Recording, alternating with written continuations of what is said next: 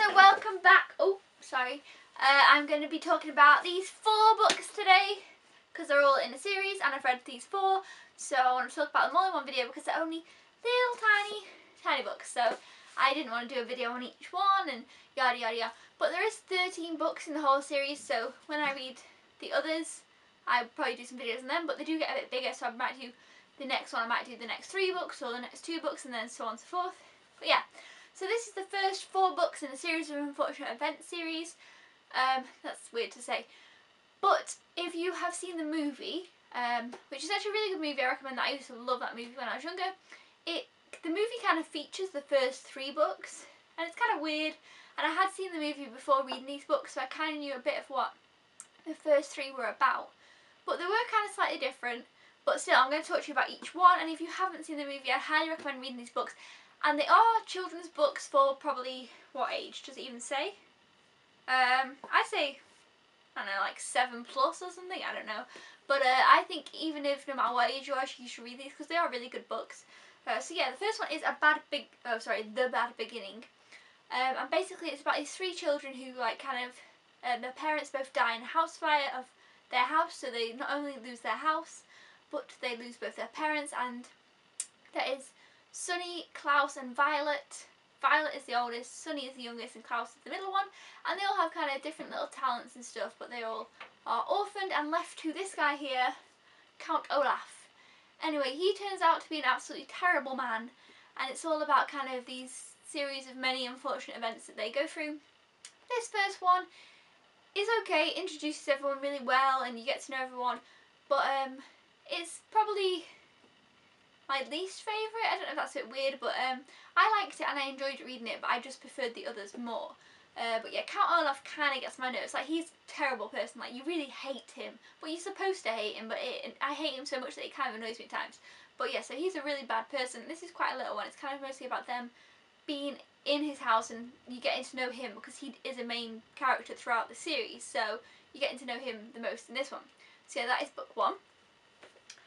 Book 2 is The Reptile Room. This one I really liked. They go to stay with their uncle, I think it's Uncle Monty, and he is like a sciencey guy, and he collects like reptiles like snakes and what else, lizards and all weird creatures from all different, he travels all around.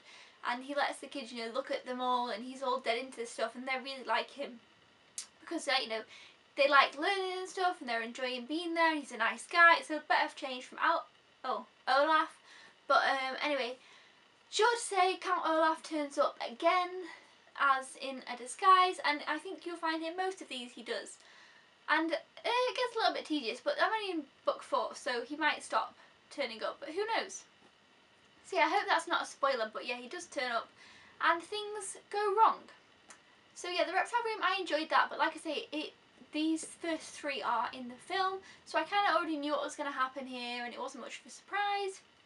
So I wasn't as, like, you know, I knew what was going to happen already, so I wasn't so into it, but I did really enjoy it, and this one I enjoyed more than the first. Now, my favourite one of all 4 of the books is The Wide Window. And this one, they have to go and stay with their auntie, who lives on this like really weird rockety house above a lake. And there's a really cool picture of it actually, if I can find it. Anyway, they have to go and stay here.